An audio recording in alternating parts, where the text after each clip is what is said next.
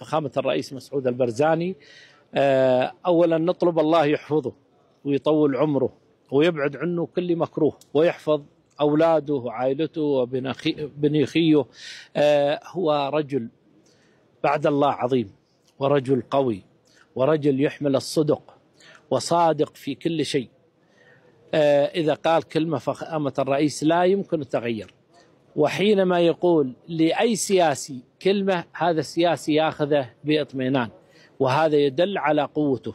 حين أذكر مرة أحد أبنائي قال لي بابا الرئيس مسعود متواضع، قلت له شلون؟ قال جابوا له سجاد أحمر ما قبل يمشي عليه، مشى على الحديقة أو الرصيف. يعني فخامة الرئيس غني عن التعريف، رجل قوي ورجل صادق ورجل محب. حنا ندعي له والله. أنا يمكن من أحبهم من الناس، كيف أجازيهم؟ إذا صليت في تال الليل في سجودي أدعي له والله. دائما فخامة الرئيس ندعي له ونطلب الله يحفظه ويرعاه، وكثير من المحبين لنا ندعي لهم والله.